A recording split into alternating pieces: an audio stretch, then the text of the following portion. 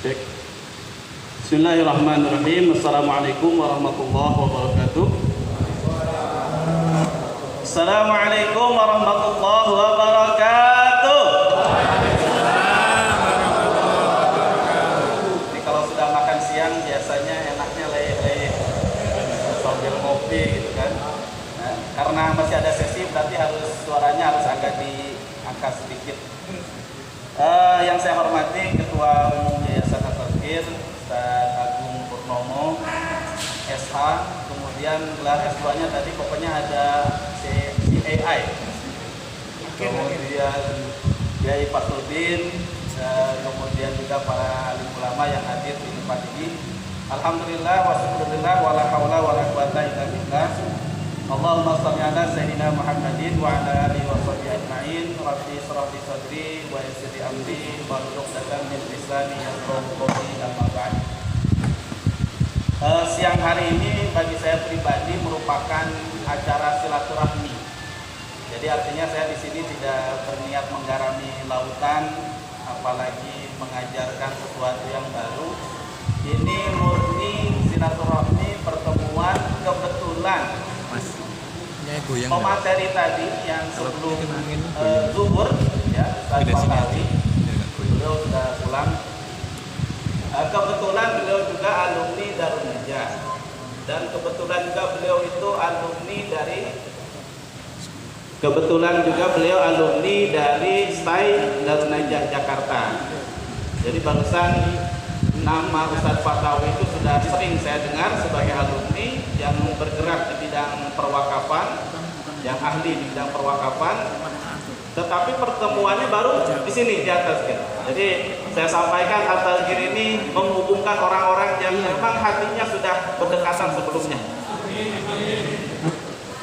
Kemudian untuk materi siang hari ini mungkin sedikit tidak sesuai dengan tema dari panitia, karena saya pribadi untuk menyampaikan materi ini sebenarnya belum pas. Saya sudah sampaikan ke Ustaz Agung, ke Gus Agung, ini Gus Agung apa Kang Agung? Sudah saya sampaikan untuk level manajemen pesantren harusnya kiainya sendiri. Karena kami sendiri ya masih belajar. Tadi kalau dibaca di CV-nya itu pernah di sana, pernah di sini, artinya kita kan masih di kader. Pernah dikirim sampai ke Sumatera, ke Tasikmalaya, itu kan, kemudian yang paling dekat itu di Pamulang, di Tangerang Selatan, kemudian dipindah ke pusat lagi. Artinya kita ini, saya pribadi masih dalam proses belajar bagaimana memahami dan bagaimana menjiwai pesantren itu sendiri. Hanya saja karena panitia ya sedikit maksa.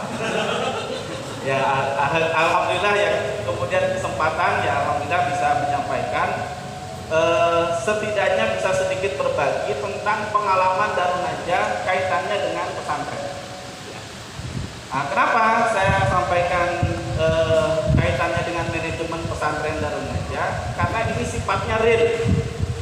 Sebagaimana tadi Ustaz Fatawi menyampaikan hal-hal yang real yang terjadi kaitannya dengan perwakafan. Jadi bukan teori gitu. Kalau teori ya Ustaz-Ustaz, Bapak Kiai sekalian ya bisa cari buku, banyak buku tentang manajemen bisa dibaca ya. Tetapi kaitannya dengan sesuatu yang real, pengalaman orang lain terhadap kita atau pengalaman kita kepada orang lain, itu sesuatu yang mungkin tidak kita dapatkan di buku yang tertulis itu.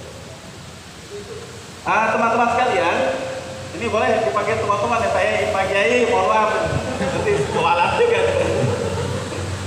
Izin menyampaikan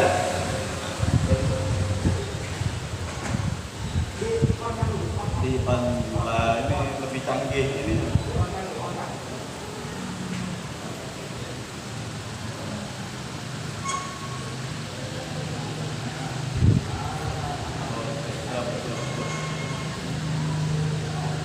Izin menyampaikan para ustadz, para kiai semuanya, sebagaimana yang ditulis oleh Al-Imam Al-Ghazali, dan kebetulan muassis dari majelis taklim ini memiliki tafaulan ya, ikatan kepada beliau. Di dalam kitab Ihya disebutkan ada beberapa tipe manusia.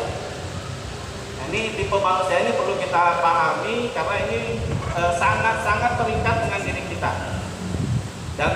pastinya sudah sangat sering disampaikan oleh para guru-guru kita sekalian, bahwa ada manusia yang yadri wa huwa yadri annahu yadri, bahwa alimun fattabi'uhu, ada istilah seperti itu, atau dituliskan dalam kitab Ihya itu ada orang yang tahu dan dia itu tahu, maka dia itu orang yang mengetahui atau orang yang alim, kita harus mengikuti. Tapi ternyata ada tipe kedua, ada orang yang tahu tetapi dia tidak tahu kalau dia itu tahu, maka kita harus mengingatkannya, mengingatkan bahwa kamu itu posisinya harus di sini, kamu harus seperti ini. Kemudian yang ketiga, ada orang yang tidak tahu dan dia tahu kalau dia itu tidak tahu, maka kita harus mengajari, ya, harus mengajarinya. Kemudian dia memang ingin belajar, gitu ya. Nah, tetapi ada juga orang yang dia tidak tahu dan dia tidak mau tahu. Itu disebut orang jahil dalam kitab Ihya ini. Maka kita harus meninggalkannya, tidak tinggalkan saja. Nah, kaitannya dengan manajemen pesantren yang saya alami, kemudian yang saya lihat dan saya rasakan, bahwa 4 tipe manusia ini akan selalu ada di sekitar kita. Dan mungkin kita pribadi ada di antara keempat tipe ini, bisa di tipe pertama, kedua, ketiga. Naudzubillah kalau kita sampai ada di tipe yang ke. Ya, insya Allah yang ada di sini ini, ya insya Allah para alim ulama, ya ahli zikir, kemudian kalau tidak yang kedua, ya kemudian kalau tidak yang ketiga, tapi insya Allah kita tidak termasuk yang keempat. Nah, kemudian kaitannya dengan ini, boleh turun ya, yang kayak motivator gitu, motivator kayak umroh. Untuk kaitannya dengan pendidikan pesantren, bapak-bapak sekalian, bahwa pendidikan pesantren di tahun-tahun sekarang ini atau dari tahun 2019 atau mungkin dari tahun 89 diawali ya, kaitannya dengan payung hukum. Kaitannya dengan payung hukumnya itu sudah mengalami atau sudah jelas. Sebagaimana tadi disampaikan kaitannya dengan wakaf, ya, bahwa tugas KUA dan lain sebagainya itu untuk administrasinya supaya jelas alurnya. Nah, pesantren juga sekarang itu payungnya itu sudah jelas. Nah, dalam Kementerian Agama ada namanya PD Pontren. Di dalam PD Pontren Kementerian Agama itu banyak sekali ragam jenis pendidikan yang bisa diadakan. Ini di sini ya, dari mulai RA, MI, MTS, MA, PTKI, kemudian pendidikan umum berbasis khas Islam, ini macam-macam ya. Kemudian ada yang formal, ada yang non formal, termasuk di situ majelis taklim juga masuk gitu. Ya. Nah, ini jadi lembaga-lembaga Islam ini sangat unik, sangat luas cakupannya, dan itu bisa disesuaikan dengan kapasitas kemampuan kita, kapasitas dan kemampuan kita sebagai pengelola. Ini bisa lebih jelasnya lagi. Ini kaitannya misalnya di Departemen Agama yang sebelah. Nah, ini yang Departemen Agama di sini Kementerian Agama. Kemudian di sini Kementerian Pendidikan dan Budaya. Ada TK, SD, SMP, SMA. Kemudian ada perguruan tinggi umum, ini RA, MI. Kemudian ada PDF, pendidikan diniyah formal, ada ULA, ada WUSTOH. Kemudian ada lagi yang terbaru, muadalah. Ya. Nah, muadalah itu secara bahasa Indonesianya persamaan. Jadi pesantren memiliki kekhususan, dia menjalankan sebuah pendidikan tidak diatur sama pemerintah, kurikulum dan lain sebagainya, tetapi diakui disamakan dengan pendidikan formal. Nah, yang muadalah ini digaungi, ya, kalau dari Salafiyah itu ada pesantren di Boyo, di Kediri, kemudian Termas. Kalau yang modernnya ya Gontor, Darul Najah, Darul Rahman, Darul Kolam, Al Amin Madura, itu mereka menganut sistem muadalah ini, ya, dan sistem-sistem yang lain, ini. Nah ini kemudian ini terkait juga pesantren, ya ini diniyah, artinya sanawiyah aliyah, kemudian di sini pesantrennya. Ini banyak sekali, ada paket A, paket B, paket C, ya. Yang paket-paket, ada beberapa pesantren yang dia memiliki kekhususan di tahfidz misalnya, supaya dia tidak bisa diakui oleh pemerintah, bisa anaknya bisa kuliah dan sebagainya, tetapi fokusnya ingin di tahfidz, maka dia membuka paket A, paket B, paket C. Anaknya hafal, ya, kemudian untuk legal formalnya dipaketkan. Bahkan ada lagi doktor dari Universitas Ibnu Khaldun, Dr. Adian Husaini. Beliau guru saya. Itu anak-anaknya itu di homeschooling, pendidikan keluarga. Ini ada di sebelah. Ini belum terbiasa pakai ginian nih. Ini tarikin lagi gimana?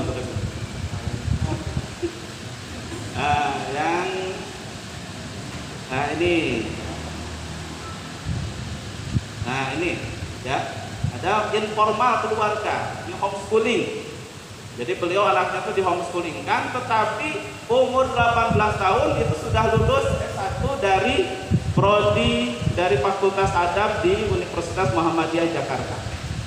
Nah, jadi banyak sekali ragam-ragam pendidikan yang bisa kita lakukan, ya. Ini sebagai salah satu wawasan umum, ya. Kemudian terkait lembaga pendidikan Islam.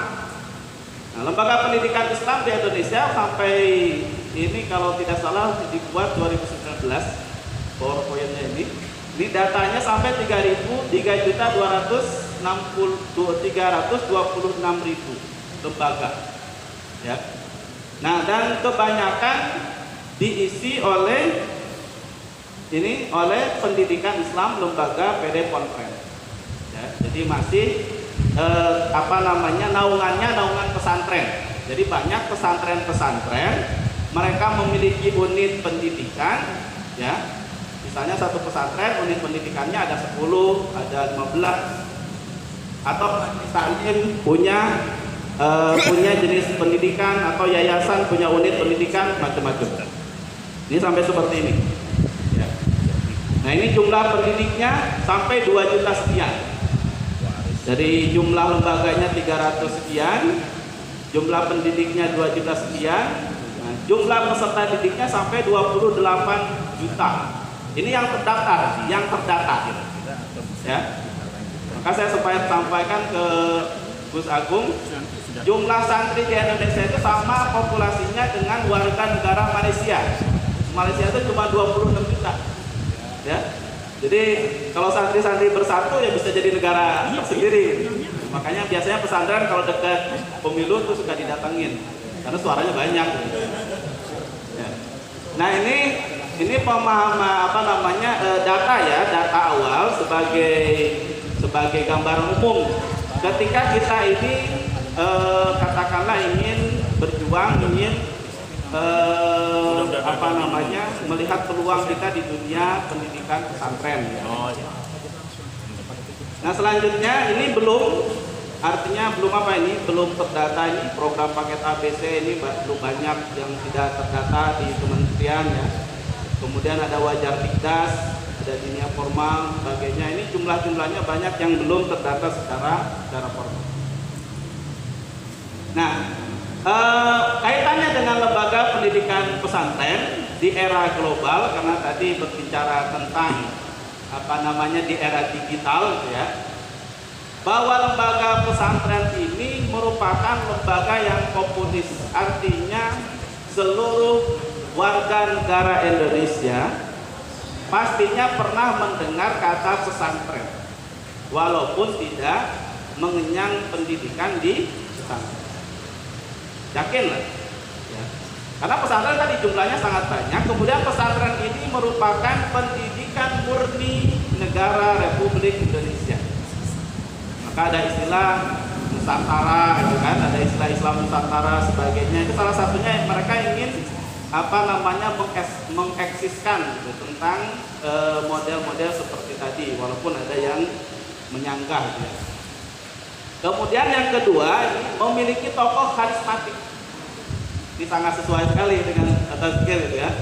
Artinya kehidupan di pesantren tidak akan lepas dari seorang tokoh. Nah, dalam perkembangannya banyak pesantren yang eksis dalam artian dia tetap berkembang. Misalnya katakanlah di level internasional, ya mungkin para ustadz, para kiai kita selalu sering mendengar Universitas Al Azhar, ya di Mesir. Kan umurnya sudah 1.200 tahun. 1.200 tahun termasuk universitas Islam tertua, bahkan universitas di dunia tertua.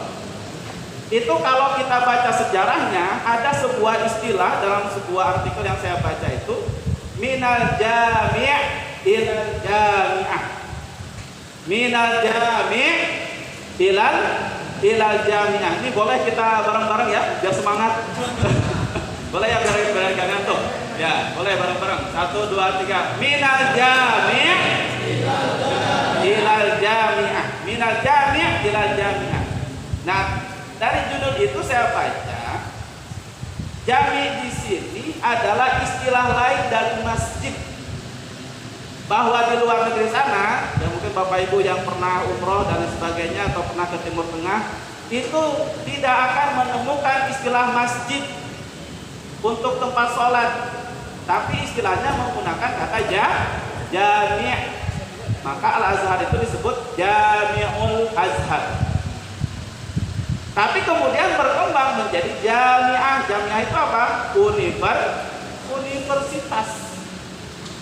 Ya. Jadi Universitas Al Azhar cikal bakalnya dari sebuah masjid, dari sebuah majelis taklim. Nah, alhamdulillah saya tahun 2019 dapat kesempatan 2 bulan di Mesir. Soalnya pas 2005 itu sama Gus Agung ujian ke Mesir udah lulus. Ya.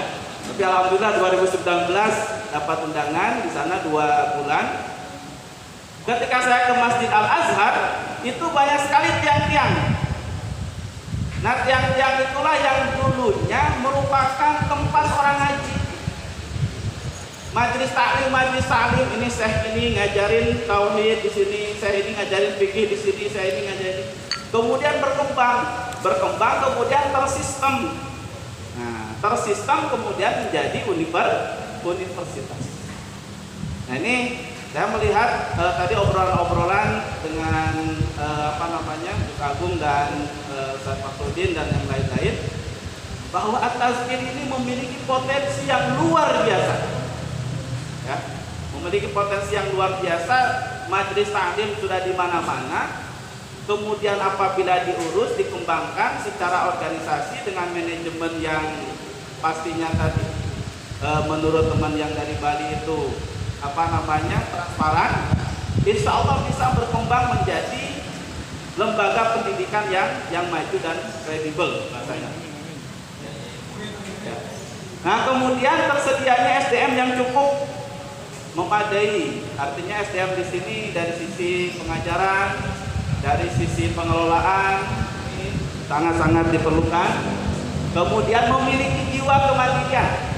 Tadi dikatakan sama Ustaz Fatawi, jangan sekali-kali meminta, tapi mandiri. Artinya kita ini kalau berbicara lembaga pendidikan, kemandirian kita ini bisa dibuktikan ketika kita tidak diintervensi oleh pemerintah sebagai sebuah lembaga swasta. Tidak terintervensi itu ya tadi silabusnya, kurikulumnya, pelajarannya, bangunannya tidak mengandalkan pemerintah. Disitulah kemandirian dari sebuah lembaga pendidikan. Kemudian tersedianya waktu yang panjang, yang cukup, ya. Karena kalau berbicara pesantren, kita berbicara pendidikan 1 kali 24 jam. Kalau bahasa kiai kami, Kiai Haji Hasan Abdullah Sahal, ya, kurikulumnya itu dari tidur sampai tidur lagi. Bahkan tidurnya saja itu pendidikan. Dan dalam Islam itu sudah jelas, kita mau tidur baca sholawat dulu sekian, baca bismillah sekian, ya. Kemudian baca apalagi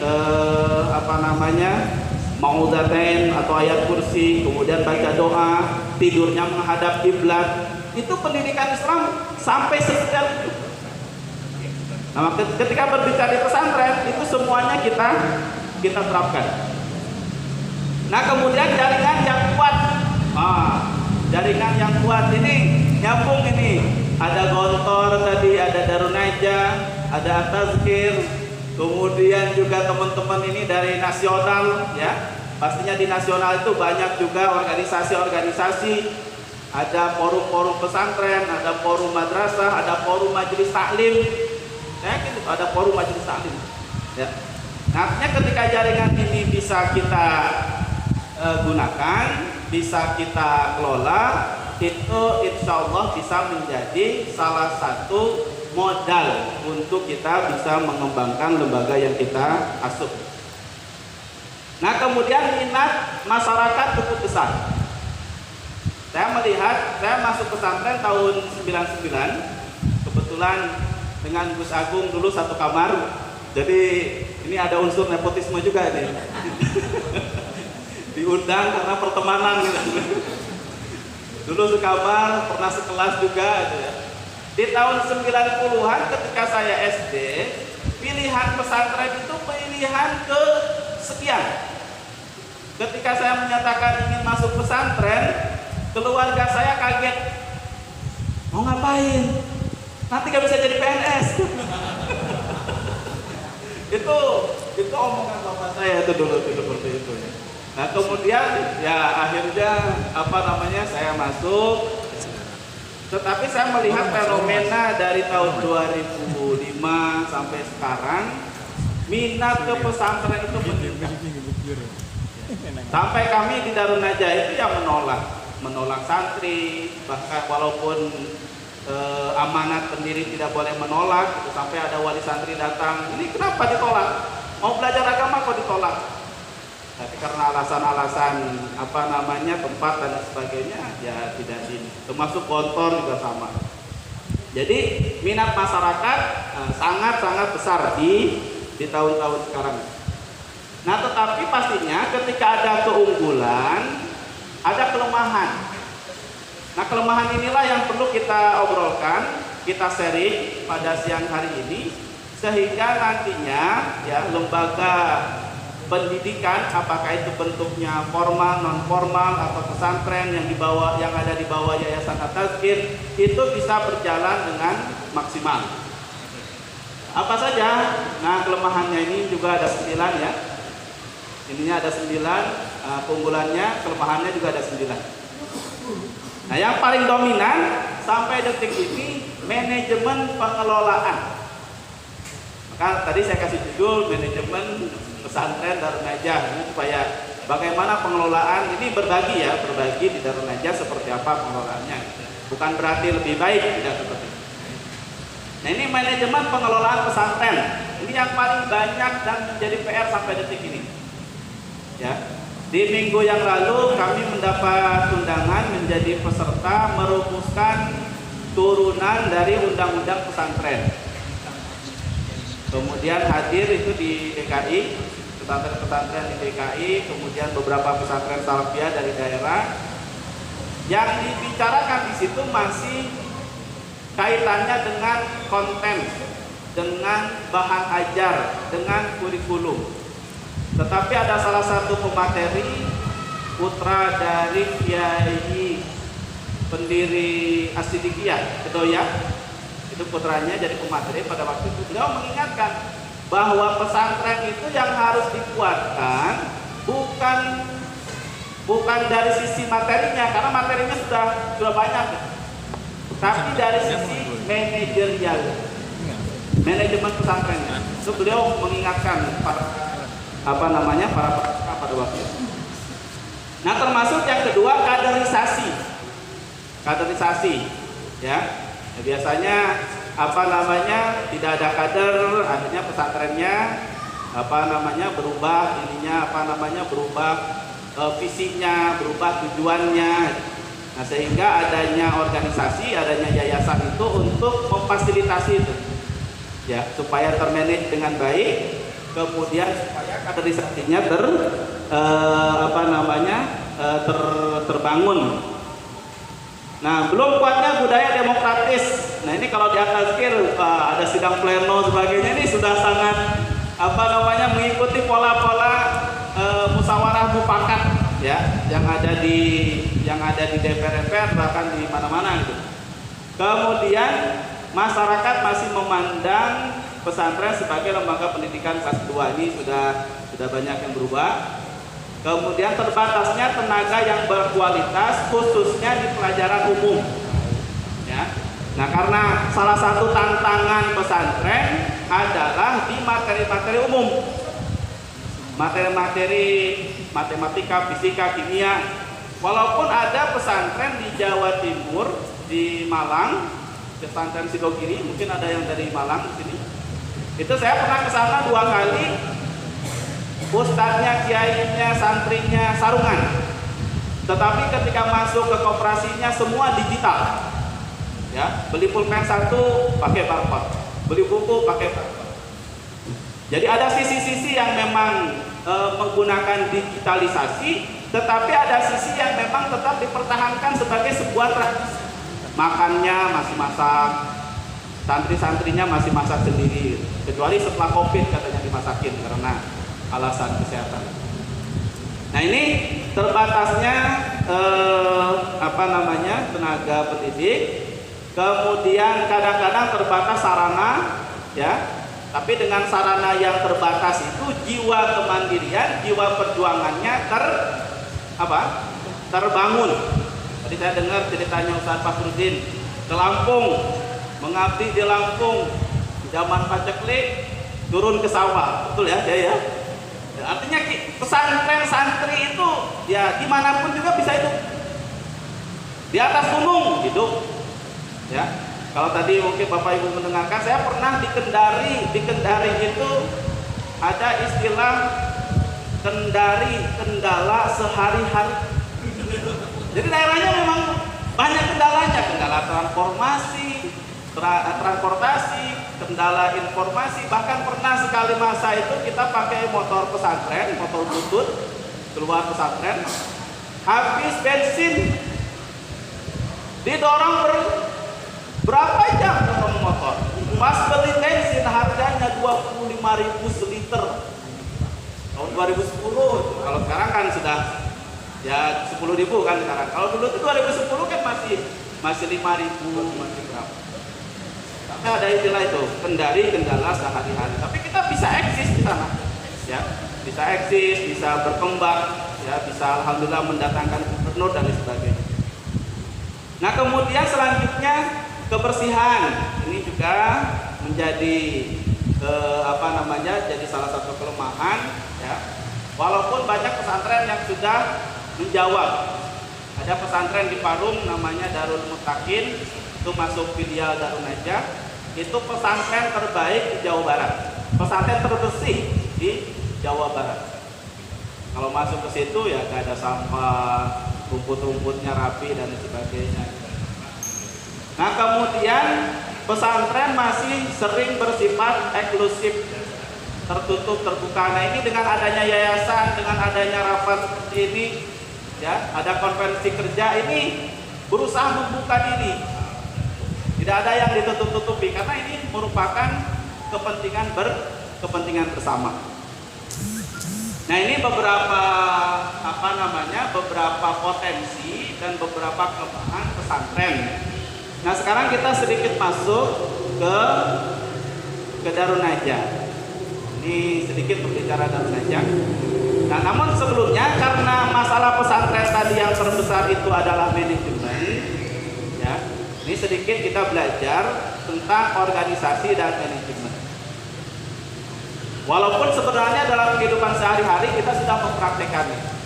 Misalnya di rumah itu kan ada yang kita sebagai bapak, kemudian ibu sebagai kita mencari nafkah bahasanya kan, kemudian ibu yang mengatur. Itu manajemen, ada pembagian. Nah, organisasi itu apa? Ini organisasi ini wadah. Maka tadi disampaikan Pak Sekjennya ya. Yayasan ini sebagai wadah, ya, wadah bagi orang untuk berkumpul, bekerja sama secara rasional dan sistematis. Rasional, sistematis, artinya masuk akal. Kenapa saya kesini? Kenapa saya bergabung? Kenapa saya mau? Itu memiliki level atau tingkatan rasionalnya.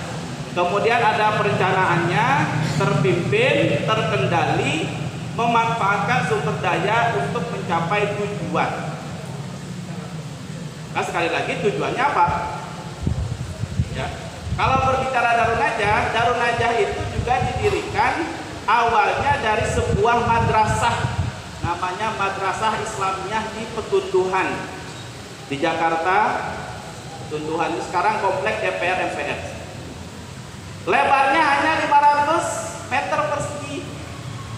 Salah satu tujuan pendiri pada waktu itu karena beliau susah belajar, beliau merasakan perihnya menuntut ilmu, belajar itu susah, beliau akhirnya mendirikan lembaga sendiri dengan tujuan apa? Kalau saya kaya, lembaga ini maju, maka saya akan memberikan beasiswa kemudahan bagi orang yang mencari ilmu.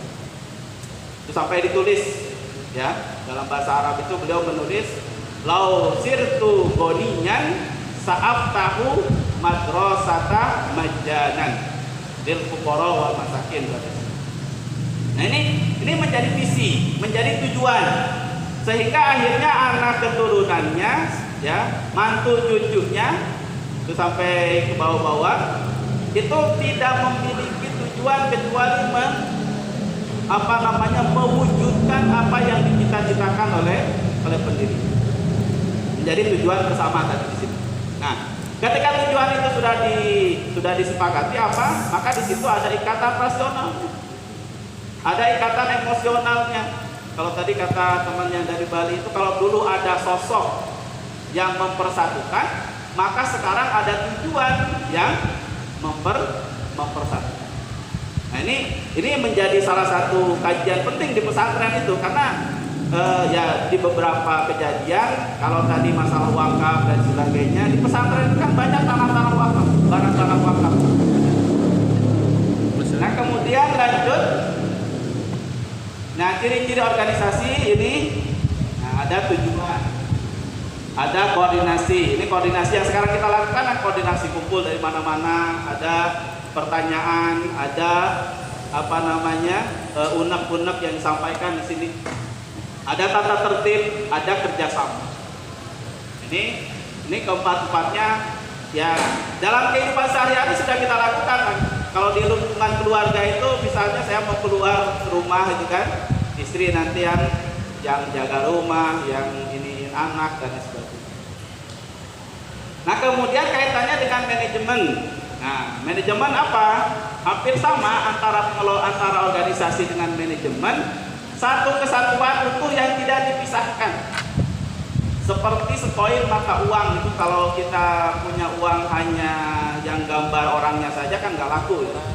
Nah di sini manajemen berarti mengelola, mengurus, mengendalikan, ya, mengurus aset-aset wakaf yang ada, mengendalikan aset-aset wakaf yang ada. Dalam istilah Ustadz Fatawi tadi, jangan sampai ada idha'atul mal, jangan sampai ada harta wakaf yang hilang.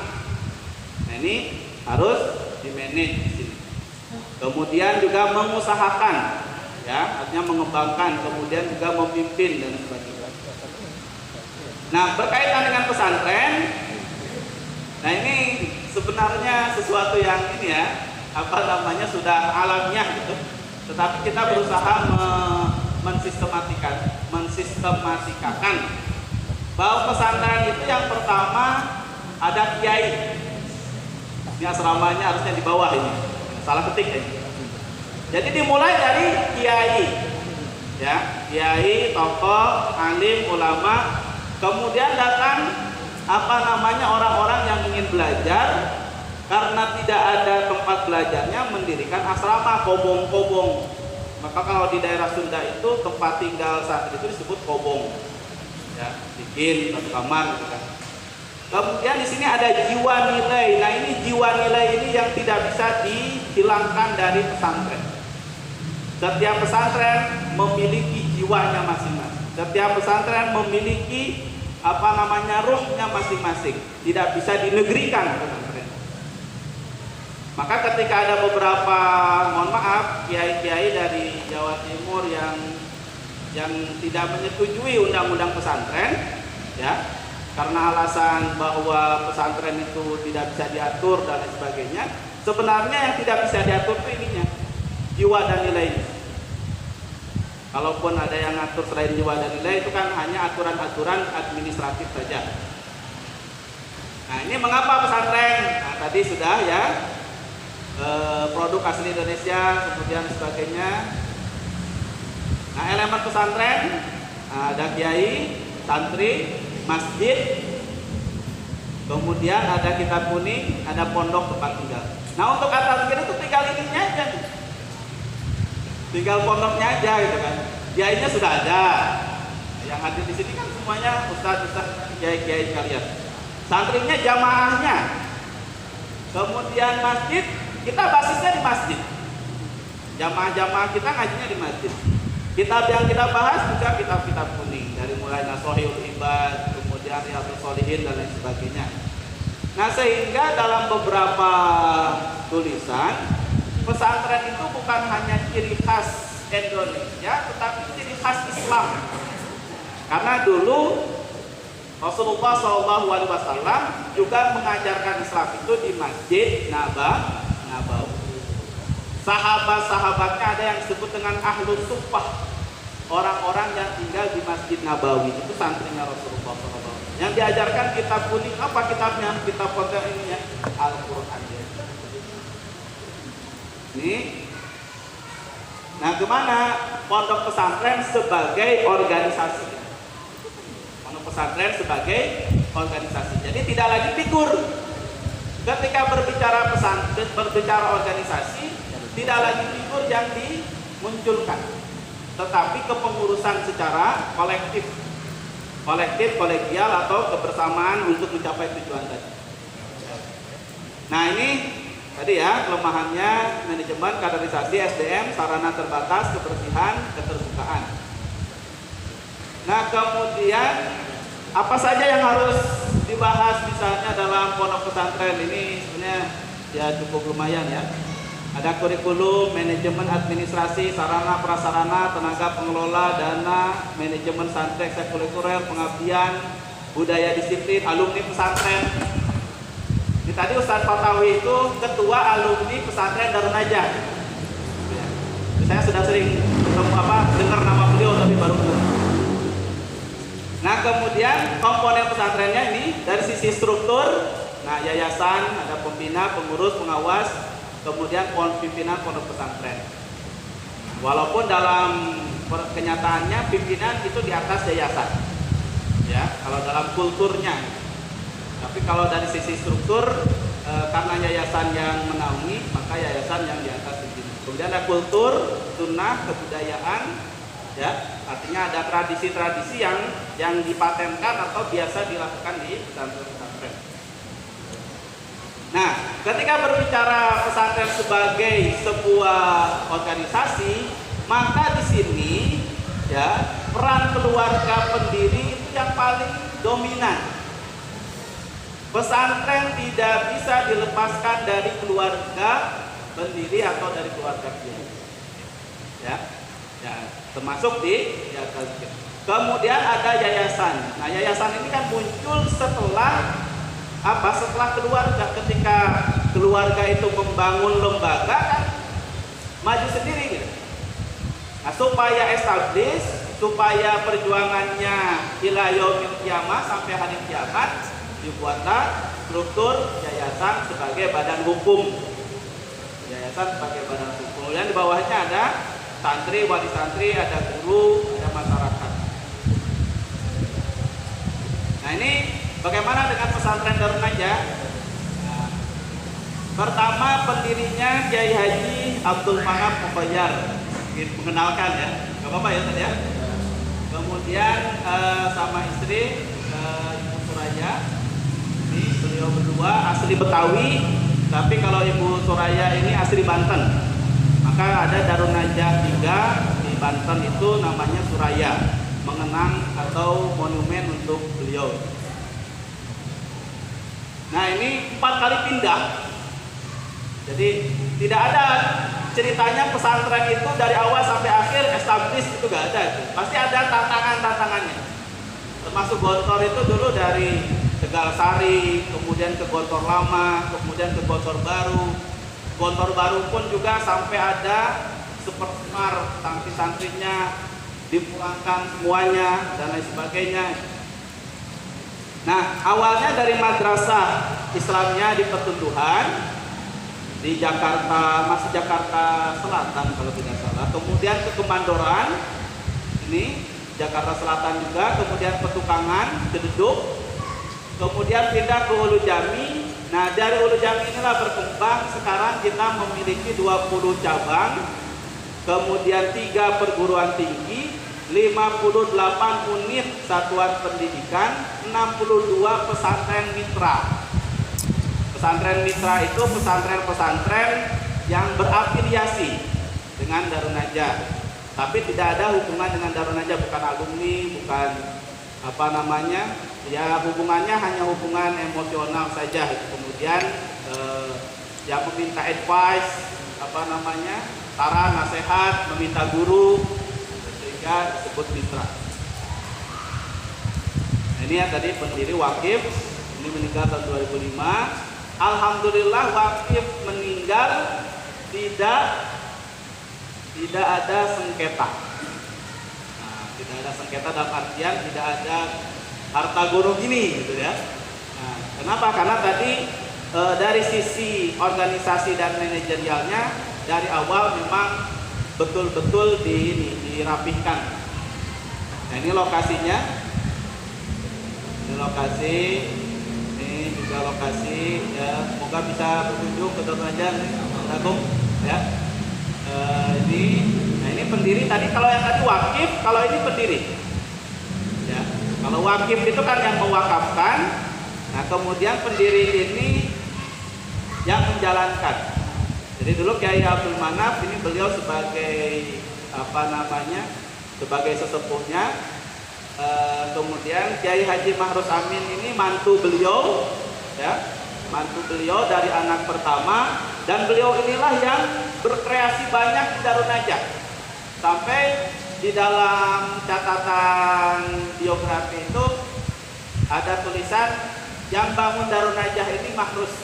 Nah, ada catatan seperti itu. Jadi Kiai Haji Abdul Manaf ini ya apa namanya, menyerahkan pengelolaannya ke Kiai Haji Mahrus Amin. Kemudian ada Kiai Haji Komaruzaman. Ini beliau kegedean jempolnya. Ini beliau ini kolonel polisi, masih saudaranya Kiai Haji Abdul Manaf juga. Beliau berfungsi mengamankan pesantren karena waktu itu Darun Najah Ulu Jami itu masih dirongrong oleh PKI tahun 60-an. PKI kan banyak punya robot tanah. Ya. Nah ini tengah pesantrennya. Nah, untuk perwakafannya, karena tadi disampaikan Ustaz Fatawi, saya juga sudah ngasih tadi ke ini ada dokumen wakaf tadi sudah saya sampaikan. Kita mulai, kita mulai diwakafkan itu tahun 94. Diwakafkan secara tertulis ya. Kalau tadi secara lisan itu sudah disampaikan dari mulai awal Darun Najah didirikan, tujuannya untuk kemaslahatan umat dan sebagainya. Nah ini tahun 94 diwakafkan pertama kali ya. Kemudian tahun 2015 diwakafkan kedua kali, diikrarkan lagi. Karena dari 94 sampai 2015 asetnya itu kan berkembang terus. Ya. Tercatat ini ketika 2015 ini kalau diuangkan kan ini 1,6 triliun ya, nggak tahu gimana itu. Belum pernah melihat itu segitu ya, paling melihat berapa gitu. Ya. Nah ini tanpa niat dan tanpa tujuan yang jauh ke depan, Saya kira berat ya tadi kalau mengikuti apa yang disampaikan Ustaz Fatawi itu, mewakafkan itu kan berarti membekukan. Di mana di situ ya keluarga dan sebagainya tidak memiliki lagi hak gitu ya. Kepemilikannya beralih kepada Allah SWT untuk kemaslahatan umat. Tapi alhamdulillah keluarga pesantren tidak ada yang sengsara. Alhamdulillah. Guru-gurunya, ustaz-ustaznya tidak ada yang sengsara. Bahkan ketika diwakafkan dan diikrarkan secara nasional, berduyun-duyun orang datang ingin mewakafkan tanah ke Darun Najah. Ya. Jadi kalau saya lihat dalam sejarahnya itu dari tahun 94 diwakafkan, tahun 2000 itu ada yang mewakafkan Darun Najah 5, Darun Najah 6, Darun Najah 8, Darun Najah 7, Nunukan dekat Malaysia di Kalimantan sebelah sana. Darun Najah 9, Darun Najah 14. Jadi dalam 10 tahun yang mewakafkan tanah ke Darun Najah itu sampai 10 titik. Kenapa? Karena tadi punya trust, punya kepercayaan, tidak lagi dikuasai oleh 1-2 orang, tetapi untuk kemaslahatan umat. Ini kaitannya dengan kurikulum. Darun Najah ini 100% Gontor, 100% Departemen Agama. Nah ini, ya. Gimana itu? Wah, itulah disitulah seninya itu. Kenapa demikian? Karena tadi supaya bisa eksis di Jakarta. Ya, untuk eksis di ibu kota itu tidak gampang, terutama tadi berbicara pesantren. Maka ya di Tangerang gimana? Ya mirip-mirip lah Tangerang dengan Jakarta kan adik kakak. Ya, kemudian ini visi dan misinya, ya, mencetak manusia yang mutafakuh fiddin. Kemudian menjadi kader pemimpin umat dan bangsa. Nah, karena visinya seperti ini, maka anak-anak kita itu mereka dibina bukan menjadi tuan di pesantren. Karena ada beberapa pesantren yang anaknya hanya ngaji saja. Kalau di kita enggak, pagi bangun subuh sholat baca Quran nyapu bersih-bersih, ya, bahkan jadi panitia dan lain sebagainya. Jadi kalau kata Ustaz Fakhruddin turun ke sawah. Jadi beberapa cabang kita, ada cabang kita di Bengkulu itu di tengah hutan sawit, di tengah kebun sawit, bukan hutan sawit. Jadi salah satunya anak-anaknya harus bisa dodos. Dodos itu apa? Dodos itu ini panen sawit, ya. Salah satu keahliannya apa? Dodos sawit. Nah itu unik gitu. Ya. Jadi santri-santrinya disuruh masuk, kemudian bawa alat dodos itu. Saya sudah pernah nyoba tuh, lumayan berat itu. Kan bikin sebagainya. Nah ini ketika dia dicetak untuk menjadi pemimpin, maka harus merasakan semuanya. Nah sedangkan visi ini gimana? Ya visi ini kembali kepada kita. Apa yang ingin kita yang ingin kita cetak. Kemudian mendidik kader umat bangsa bertafakuh fiddin, ya, menjadi zuama, artinya menjadi orang kaya, menjadi para pemimpin yang bertakwa, artinya tidak lupa itu. Nah ini perjalanan Darun Najah 79 tahun. Ya, jadi sudah hampir 80 tahun kalau mengikuti alur 4 kali pindah. Dari mulai Madrasah Islamnya di Penduduhan 42, kemudian ada YKMI, Yayasan Kesejahteraan Masyarakat Islam. Kemudian di tahun 74 ini menjadi Yayasan Darun Najah, dan disinilah establishnya. Jadi di sini ini bisa dikatakan sebagai apa ya? Kalau dalam Islam itu periode Madinah, periode Mekah, bisa gitu ya? Periode Mekah itu ya. Kemudian di sini periode Madinahnya. Nah, termasuk kata zikir juga saya kira ada fase-fase itu yang diawali dari pendiri, kemudian sebagainya. Nah, ketika pindah ke Ulu Jami ini yang keempat ini berkembang, walaupun sekarang memang untuk pertahunannya itu kita menggunakan atas lahirnya nama Darun Najah. Jadi sampai sekarang nama Darun Najah sudah 62 tahun. Sedangkan sebelumnya itu belum atas nama Darun Najah. Nah, pola dasar pendidikan ini pasti ya tidak akan pernah lepas dari keikhlasan. Di pesantren, di majelis taklim, jadi manapun sebenarnya, kalau kita tidak memiliki jiwa ikhlas, ya susah untuk berkembang. Kemudian kesederhanaan, kemandirian, ukhuwah Islamnya, jiwa bebas merdeka. Ya, bebas merdeka tadi, ya silakan mau selama itu masih dalam koridor Islamnya.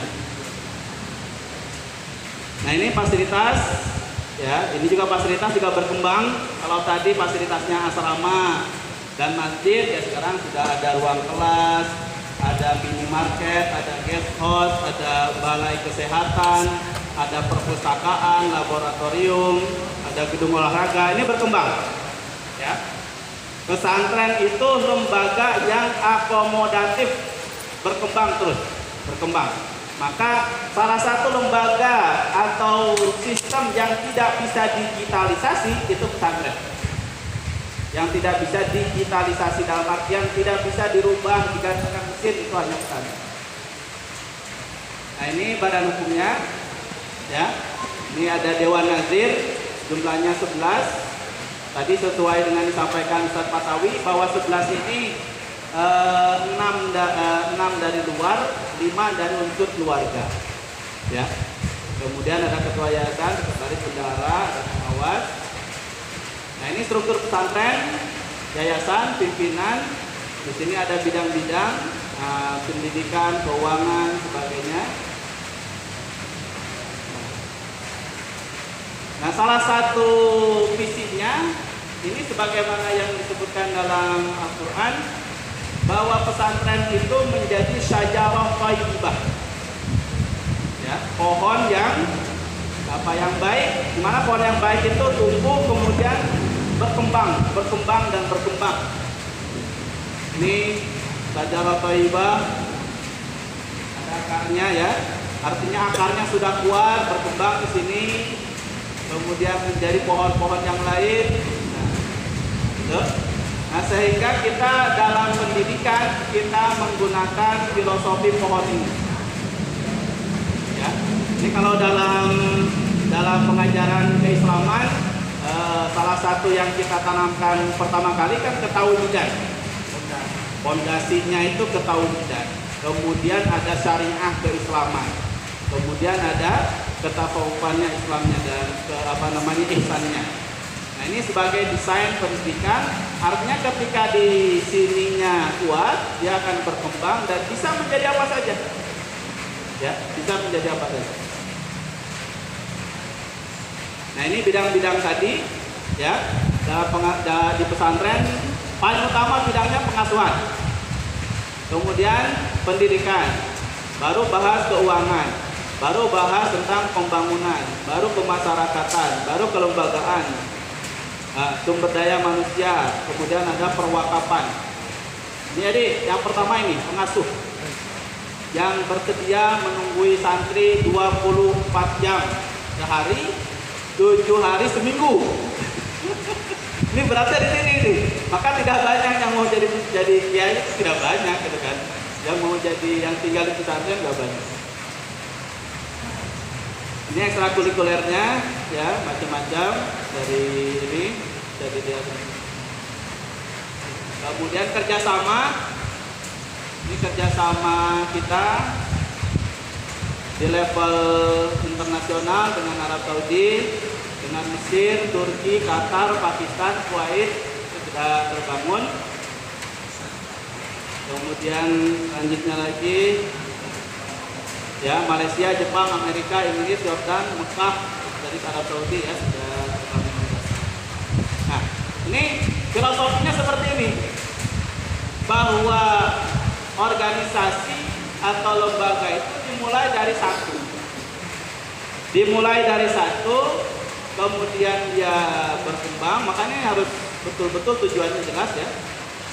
1 menjadi 2, 2 jadi 4, 4 menjadi 8, 8 jadi 16, terus berkembang.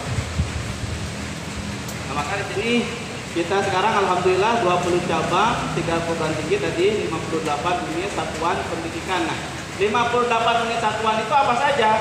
Dari mulai RA, PAUD, bahkan ada toddler, ya. Kemudian sanawiyah aliyah, SMP, SMA, SMK bisa kita dirikan. Nah ini cabang-cabangnya. Nah yang 3 terakhir ini di tahun 2020-2021, 3 terakhir. Ini pesantren di Jemas, Sukabumi, itu dekat dengan pantai. Dan ini kemudian di Karawang, kemudian ada pesantren mahasiswa di Serang, Banten. Nah ini kalau di total komunitas kita ada 13.000 dari Darun Najah 1 sampai 20. Nah, pengelolanya 1.254. Ya. Nah ini dari mulai TPA, RA, SD, MI, TMI. Nah, sekolah tingginya ada yang di Jakarta. Ini kebetulan saya di Jakarta. Di Sadagung boleh sekalian promosi nanti. Jadi kalau kuliah nanti insya Allah bisa seperti Ustaz Patawi nanti. Kalau kuliah di kita ini, salah satu alumni dari itu. Ya. Ini beasiswa insya Allah kita ada 3 beasiswa. Ini kalau dari nanya langsung ini. Ada 3 beasiswa, ada beasiswa tahfidz, prestasi, sama kader pesantren. Nah yang kader pesantren bisa murni, tetapi harus betul-betul utusan pesantren dan kembali ke pesantrennya. Ya. Jadi dari Bapak Ibu silahkan, nanti ada Ustadz, mana tadi Ustadznya? Mau keluar, nanti ada Ustadznya yang bisa dihubungi. Ini pertumbuhannya, ya alhamdulillah. Jadi tadi santrinya terus berkembang.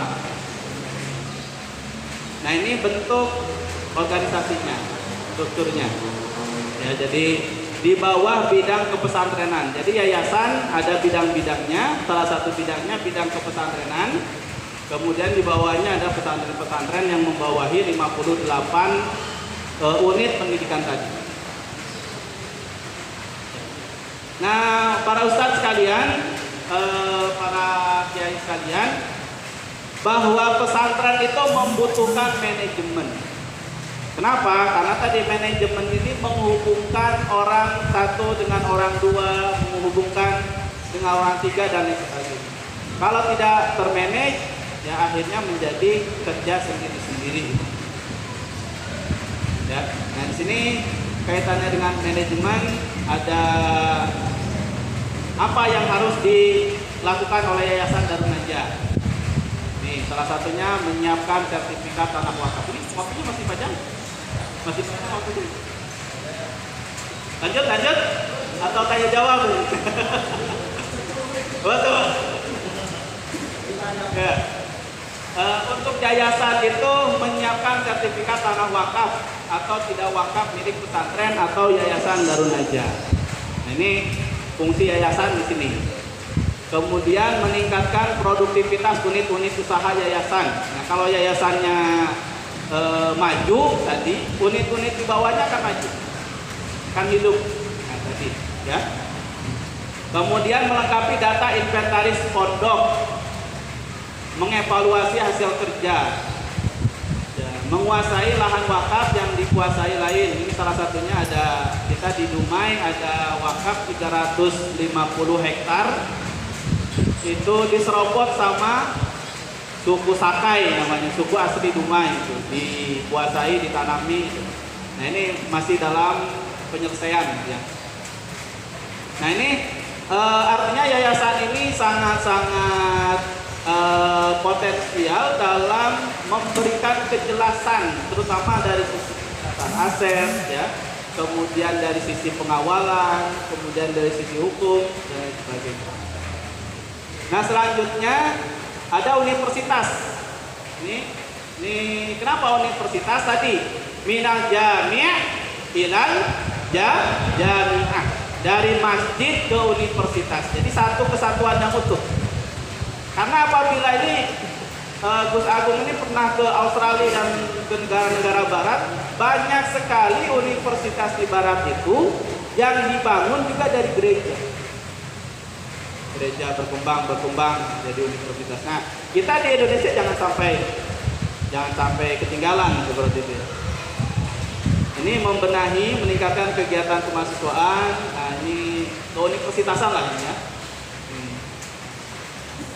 Nah, kemudian pimpinan pondok mempercepat proses infeksi ke seluruh biro dan bagian, mengundang tamu, kegiatan luar negeri, kerjasama, mengadakan silaturahim, membuat perwakilan di daerah-daerah melalui IKPDN.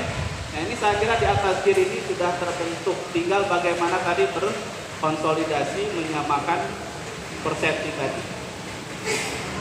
Meningkatkan produktivitas ekonomi pondok. Meningkatkan peran dan fungsi lahan-lahan yang ada. Jadi supaya lahan-lahan wakaf itu betul-betul terkelola dengan baik. Mendirikan unit usaha produktif, renovasi infrastruktur dan lain-lain. Nah, ini pengasuhan, ya, mengadakan koordinasi, mengadakan kaderisasi, artinya betul-betul dikelola ini TMI. Jadi pengasuhan dan pendidikan itu dua unsur terpenting di pesantren. Nah, ini program-programnya.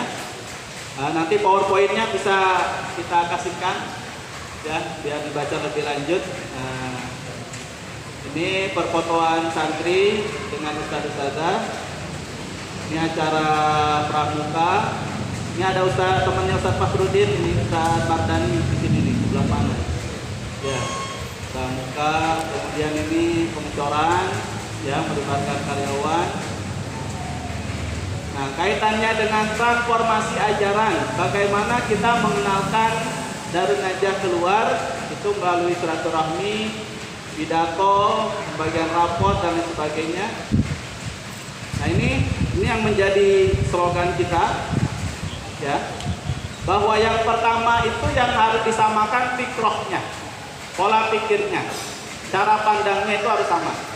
Ketika fikrohnya sudah sama, maka akan menghasilkan sibgoh. Sibgoh itu jati diri, mentality. Jati diri, mentalitinya sama. Kemudian hitoh, langkah-langkahnya sama. Ansitoh, kegiatannya sama. Kemudian tatbik, dievaluasi secara bersama-sama. Nah, pastinya ini tidak mudah ya, membutuhkan ya usaha-usaha. Nah, sehingga karakter yang dicita-citakan tadi bisa terbangun ya. Bagaimana kita bisa misalnya membentuk pola pikir, sikap dan tingkah laku. Nah, ini pola pikir, sikap dan tingkah laku ini yang tidak bisa digantikan. Kalau semasa Covid itu pendidikan didigitalisasi ya, pendidikan di-online-kan, itu pesantren tidak bisa di-online-kan. Ya, khususnya zikir, mana? Khususnya zikir di-online-kan di mana? Khususnya sholat dizikirkan. Nah, ini salah satu rumusannya dari mulai nilai, kemudian visi misi, sistem, transportasi, media dan output.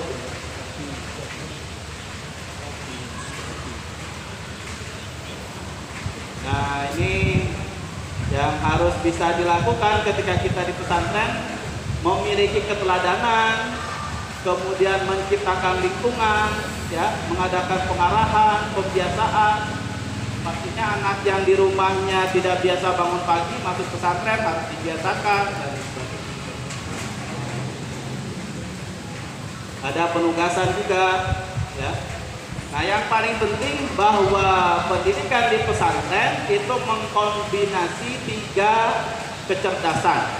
Kecerdasan afektif, kognitif dan psikomotorik. Artinya tidak hanya dari sisi cerdas secara IQ saja, tetapi nilai sosial dan lain sebagainya itu yang menjadi tujuan pendidikan pesantren. Ya.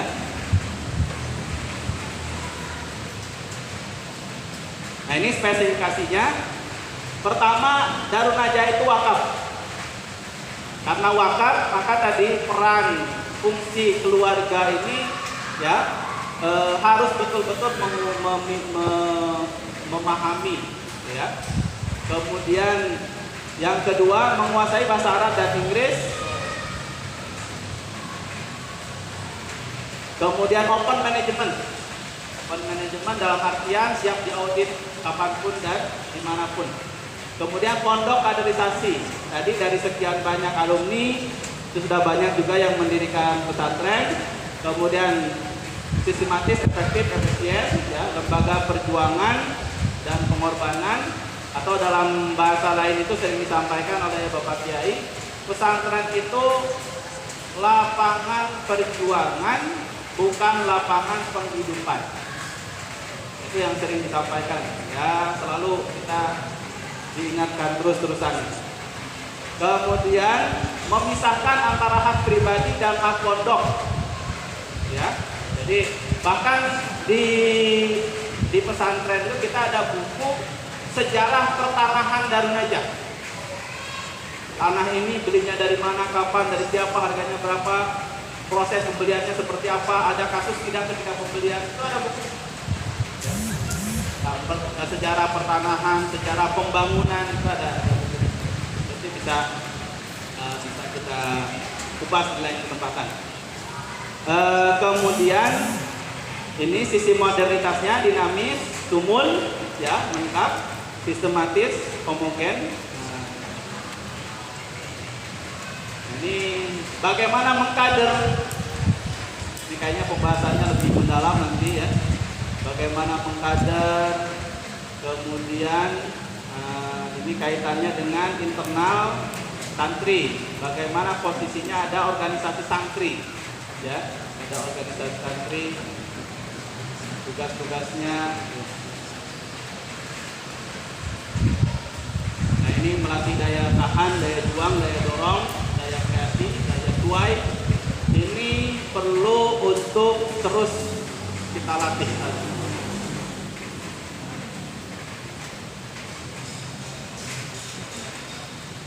Nah, ini kaitannya dengan pemimpin, ya, pastinya semuanya yang ada di sini merupakan pemimpin-pemimpin, maka yang harus dimiliki, ya, harus memiliki kemampuan manajerial, kemudian kemampuan administrasi, kemampuan leadership, kemampuan supervisi, kemampuan inovasi, mengembangkan dari majelis taklim menjadi sekolah madrasah diniyah, menjadi sanawiyah aliyah, menjadi perguruan tinggi, terus.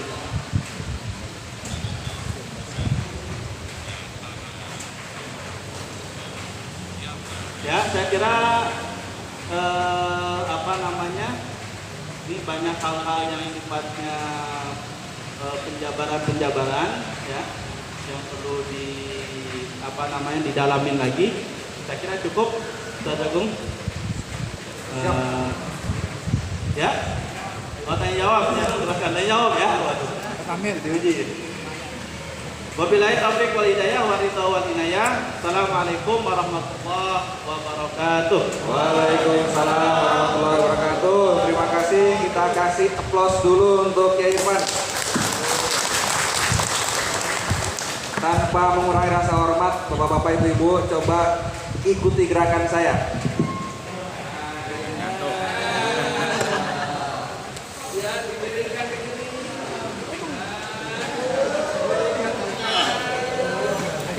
Musik.